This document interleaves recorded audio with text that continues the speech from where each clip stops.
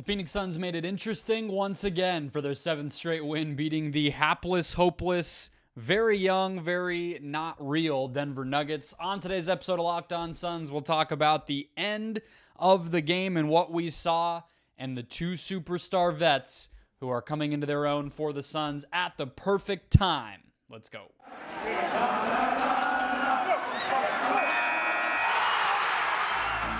You are Locked On Suns, your daily Phoenix Suns podcast, part of the Locked On Podcast Network, your team every day.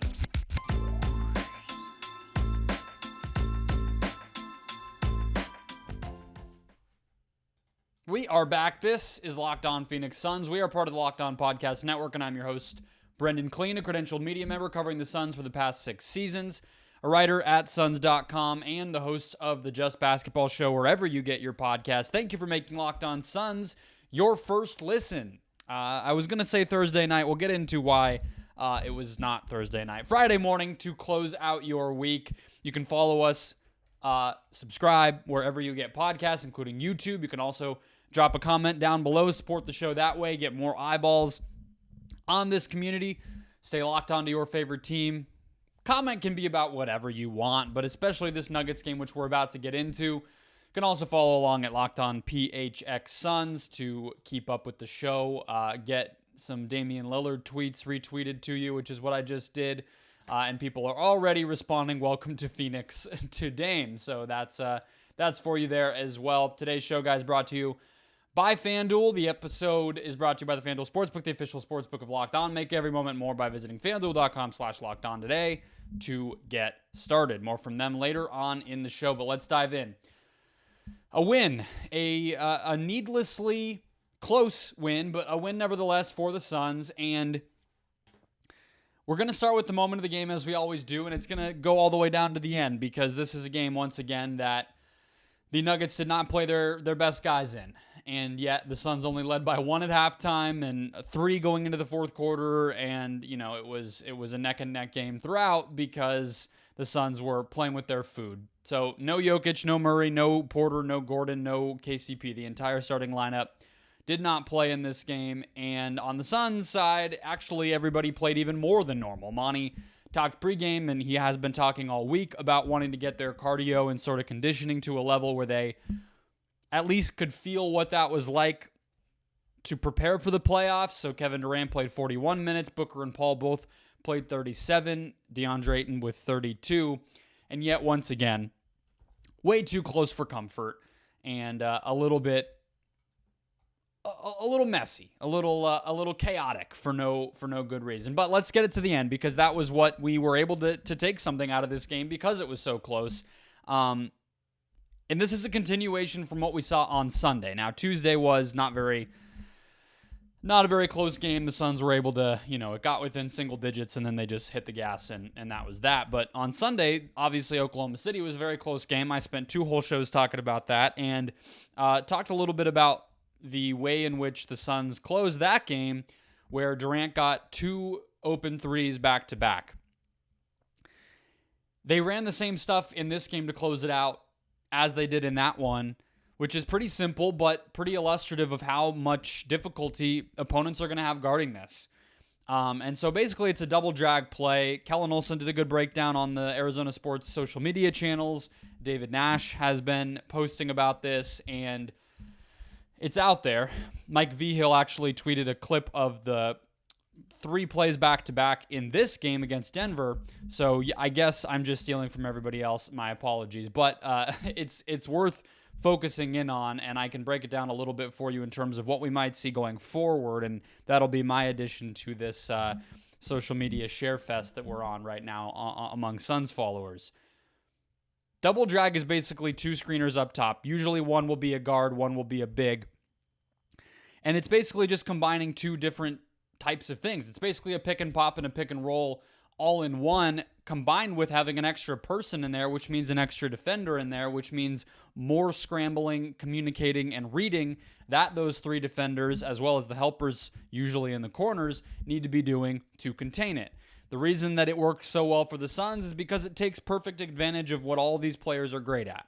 In this game, I believe the way that it broke down was The first one, so Booker and Ayton are the screeners, in case you didn't catch what I meant. And then Durant is usually in the left corner, the weak side corner, as Chris Paul drives to his right. And then Josh Okogie will be in that right corner, pretty much just standing there, not involved with the play all that much, not really intended to be. But I'll actually get to that part of it in a second as well. And so in this game, I believe the first bucket was a pass back to Booker, who flares out and sort of that pick and pop to the left wing.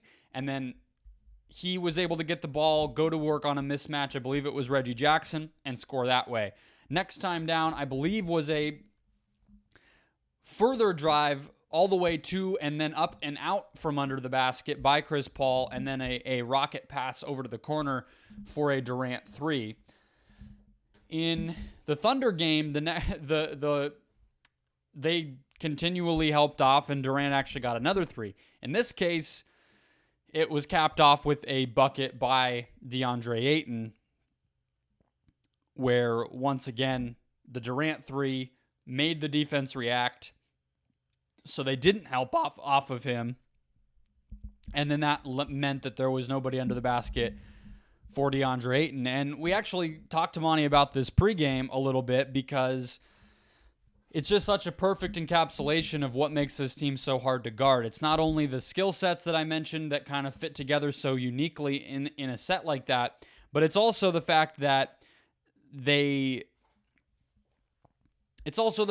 it's so simple, I guess is the best way to put it, right? It's the fact that you can just have Kevin Durant spacing the floor in this and still have a lot of threat come out of that, right? DeAndre Ayton just doing what he always does, which is set a good screen and roll to the basket and use your downward gravity.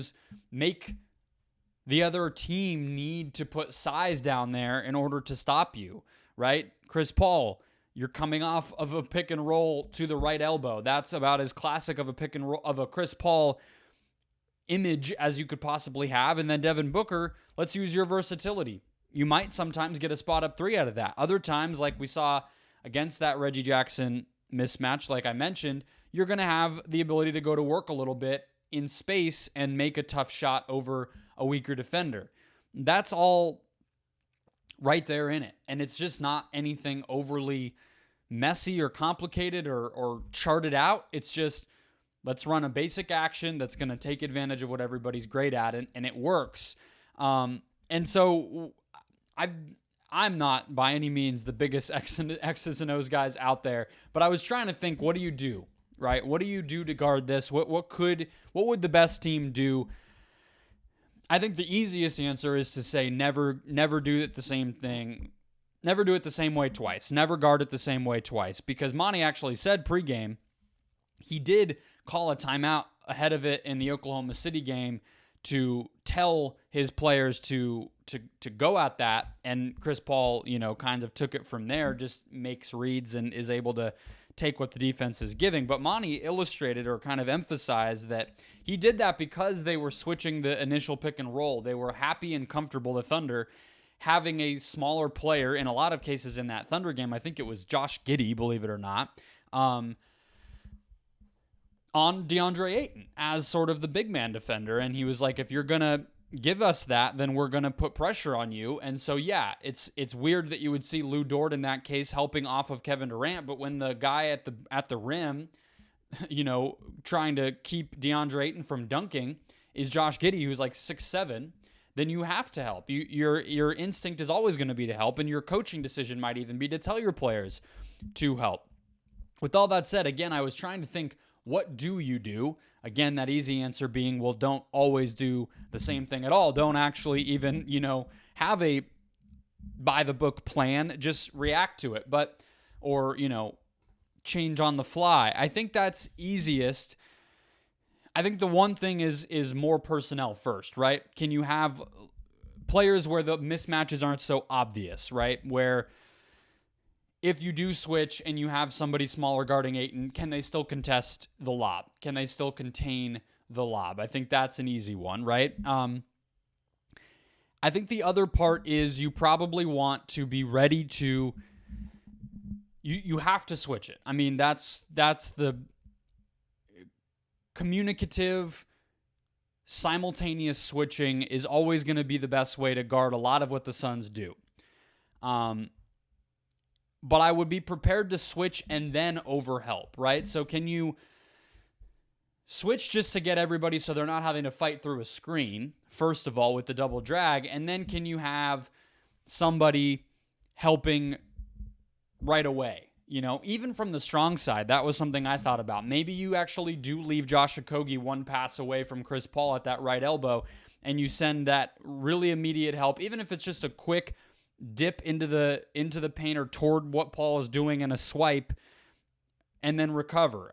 Can you do that? Can you have the right personnel to where the guy that's on DeAndre Ayton actually takes a step forward toward Chris Paul, leaving that lob open, but you rely on the length of your defender to stop it? I don't know, but the fact that you're having to get that creative with such a basic set once again reinforces the specialness of how these players fit and how talented they are. And that moment at the end of the game tonight, even though it was the zombie Nuggets, it really showed us a lot. Let's get into two pieces of that basic killer set, the veterans in that group, and how good they are looking heading into the postseason. First, today's show, guys, brought to you by Nissan. Nissan's most electric player of the week is brought to you by the all-new, all-electric Nissan Ariya.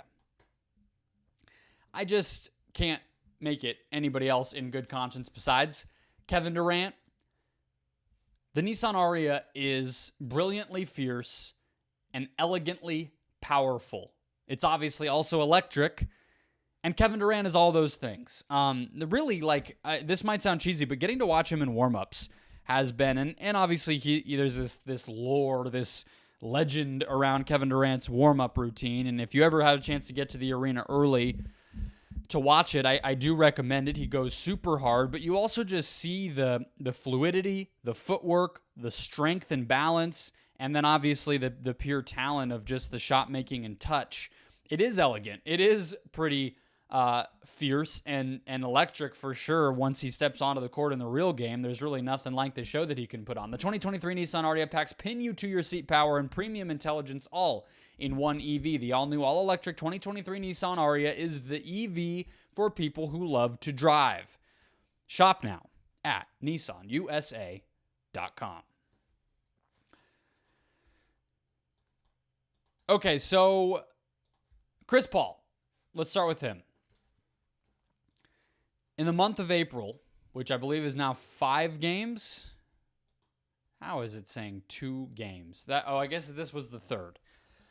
Heading into this game, he was shooting 61% from the field, 55% from 3, with a 20% usage rate in the month of April. Tonight, he was 9 of 15, 7 of 12 from 3, and again, took those 15 shots. So you would expect those numbers to keep trending up.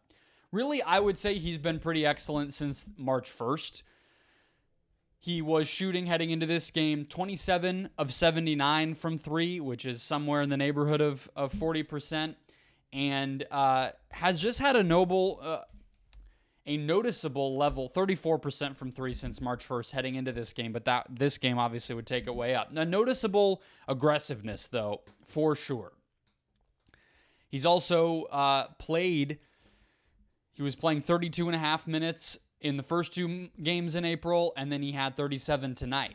And so kind of no matter which way you slice it, he looks physically comfortable, he looks aggressive, he looks confident, all of the ingredients that you would have wanted for Chris Paul as he peaks and heads into the season, the postseason, where they're going to need him. I thought this game was a great example of not only that, but also his adjustments, the way that he's had to change his game. 7 of 12 from 3 is not a number we would ever associate with Chris Paul. And, I'm sure you have heard this before. It's something I've talked about a lot. He took tons of threes in those Rockets days, but they were almost all pull-up threes where he would get a switch like they tried to do all the time with Houston, and he would just bomb away in the face of a mismatch, a bigger defender typically who was overplaying the drive, and then Chris would just kind of pull up in his face, or late in the clock, hot potato, and it gets back to him, and he's launching from there. There's not really been a season where Chris Paul has taken a steady diet of catch and shoot threes, but since Durant has been here, that's been the shot for him. You also look at the fact that he only had 2 assists in this game. There were a lot of moments where he didn't even have the ball in his hands coming down the court. And we've seen that for the whole season. We even saw it at times last year, but it's extra glaring now, I think, because of Durant and the amount of time that he has the ball. And so, yeah, late in games, you're always going to have Chris Paul with the ball in his hands, I would think. At least, it might be just to dump it inside on an ISO for KD, but I think you want the point guard to be your floor general in the biggest moments of every single game. And that's not really ever going to be different. That's maximizing. That's why you have him. That's just being smart. But what does he do the rest of the game? How does he keep the defense off balance? I think that's what we're starting to see, and it's really exciting. On the Kevin Durant side, Shane Young had this. The Kevin Durant this season has now played 47 games. And that's obviously including the Brooklyn time. He's averaging 29.1 points on 62% shooting from 2-point range, 40% from 3, and 92% from the free throw line. 62% from 2 is honestly the thing that jumps out to me more than anything there. He's had 50, 40, 90 seasons. I'm sure I can pull it up right now. Might not even be the first time that he's had a season where he shot 60% plus from 2-point range. But no, it is. Wow, it really is. This is the first season. Oh, no, he had one Golden State year where he shot 61% from 2. His first season in Golden State, 2016-17. But that's just filthy. And obviously the Suns are now undefeated with Durant, 8-0. I believe there's another stat that he was 20-2. If people remember, before his injury, the Nets were 20-2 leading into that early January game where Jimmy Butler fell into his leg and he had the MCL sprain. And now being 8-0 with the Suns. So that means in his last 30 games, Durant has won 28 of them. If he had stayed healthy and maybe not gotten traded, you were really talking about a year where Kevin Durant might have been the MVP of the NBA. And so he's keeping that up largely. I mean, really, I thought Tuesday he was clearly his worst game as a Sun. He just didn't, 6 of 14 from the field, and the Suns just kind of goofed around in a lot of ways. But he has a 10 of 15 game in his debut for Phoenix, a 7 of 10 game for 20 points, and then the Dallas game where he was 12 of 17 for 37 points. Then against Denver last week, he was 11 of 15 for 30 points. Against Oklahoma City on Sunday, which I think was his best game as a Sun, he was 13 of 21 for 35 points. And then tonight, 9 of 18 for 29 points. He basically has not missed a beat and, is one of the best players in the league right now in terms of winning, in terms of impact, and in terms of production and efficiency. There's just nothing really like what he's doing happening in the league. I guess you would say Nikola Jokic is pretty darn close, but there's a defensive component, obviously, to what Durant does, and a fact that he does it, and this isn't even a knock on Jokic, but the fact that Durant has done it on these two different teams, I think has to be valued and appreciated here as well. I don't know why I'm comparing these two players and trying to mix it up this way, but it's just to reiterate with Durant, it's all of that packaged up with the fact that he has had to adjust so dramatically, and you basically can't even tell it in his numbers. And so that's the big takeaway from this game. I didn't preface it by saying it in the normal way of our recap shows, but that's my big takeaways. These two guys are peaking at the very right time, and you're feeling pretty good if you're the Suns that you're getting the best version of both of those players. That's a very good thing to be able to say. Closing out the show with a little bit of our normal recap segments, I have a potential Facundo Campazzo All-Star, Karl Anthony Towns, Michael Porter Jr. We've changed the name, but we got to get back to the Nuggets origins here. We'll get into that next. First, today's show, guys, brought to you by FanDuel, the America's #1 sports book, and the NBA playoffs are almost here. Now's the perfect time to download. New customers get a no-sweat first bet up to $1,000. That's bonus bets back if your first bet doesn't win. Pretty good, right? Just download the FanDuel Sportsbook app. It's safe, secure, and super easy to use. Then bet on everything from the money line to point scorers to threes drained. We have NBA Finals odds as well. Western Conference, Suns are 2-1. Nuggets are plus 330. Warriors are plus 350. So FanDuel basically has Denver and Golden State neck and neck. They have Milwaukee, Boston basically neck and neck. And then the Sixers plus 420. Those are pretty fun odds with not much decided yet. Either way, FanDuel is there with game odds, futures odds like that, and more. They even let you combine your bets for a chance at a bigger payout with the same game parlay, so don't miss the chance to get your no-sweat first bet up to $1,000 in bonus bets when you go to FanDuel.com/LockedOn. That's FanDuel.com/LockedOn to learn more. Make every moment more with FanDuel, an official sports betting partner of the NBA. Okay, closing out the show, the Michael Porter Jr. honorary All-Star here. Basically, the pigeon of the game. I'm combining two, aren't I? I really am. That's why I mix myself up. The Facundo Campazzo All-Stars is the guys that Chris Paul gets into it with and who piss him off. So that's not what this is. I just mix my nuggets up. This is the Michael Porter Jr. honorary pigeon of the game. Very different thing. Very separate. Pigeon of the game is who did the Suns pick on with their scheming and their matchups and their reads. In this case, Chris Paul it was the guy doing the picking on, but nobody really got in his grill. So this is not the Facundo Campazzo All-Stars. This is the Michael Porter Jr. honorary pigeon, and it's actually forward-looking. It's not Michael Porter Jr. himself, which would be a funny joke. I guess I could have done that. It's Nikola Jokic. And it just, I found myself thinking about, as I did in that first segment, imagining what do you do to stop something like that double drag set that the Suns go to relentlessly in these late game situations? What do you do? And then obviously with it being the Nuggets, I was like, okay, what does Jokic do? I think Jokic just drops deep into the paint on the roll and tries to say, I'm taking away, we know the Nuggets aren't going to switch, first of all. So some of the original issues with somebody like Josh Giddey getting stuck in this aren't posed for the Nuggets. So that's out of the question. Jokic will be guarding Ayton full time. And so then the question is, okay, what does he do? And again, I think he drops, he just says, I'm taking away Ayton. You're not getting the lob. Maybe they still do because he's pretty ground bound. We've seen him get abused that way in the past, but that's what I would say. And then you just say, all right, maybe the guys guarding Booker and Paul switch. But if Jokic just drops, and you probably don't have to send the help off of Durant, you try to make it more of a 2 to 3 man type of game.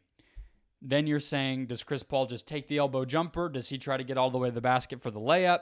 Does he toss it back out to Booker and maybe there's a matchup there? And at least there's fewer options.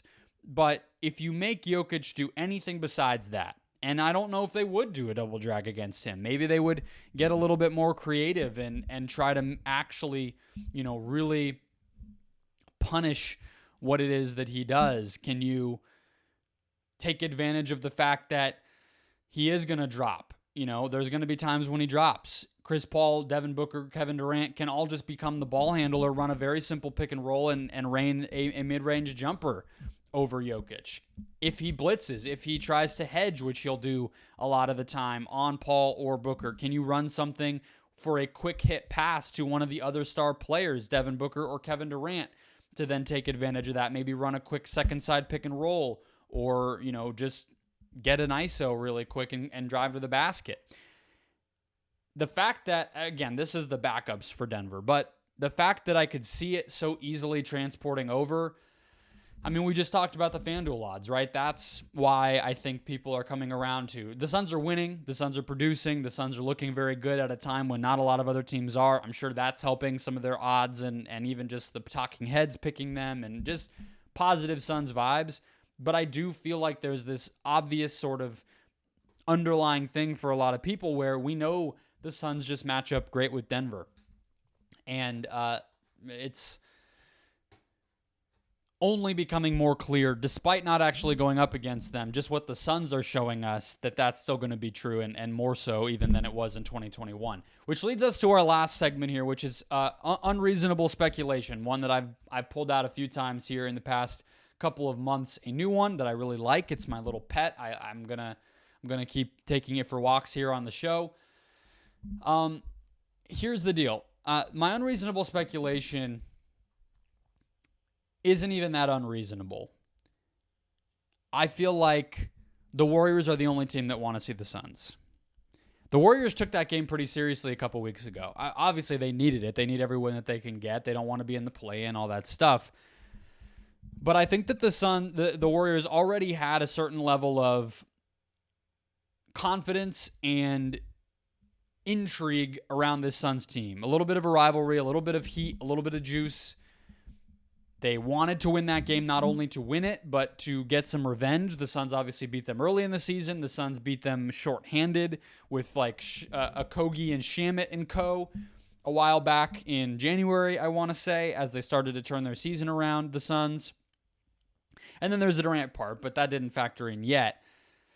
The Clippers might, and they're the most likely team to be the Suns' opponent, but yet I don't think that they really want to play Phoenix. I don't think anyone really does, or should, I guess I should say. The Lakers have kind of put the brakes on their push here, I think, realizing maybe we don't want to get all the way up to 5. Maybe let's just see if we can get to 6. But either way, we feel good in the play-in anyway.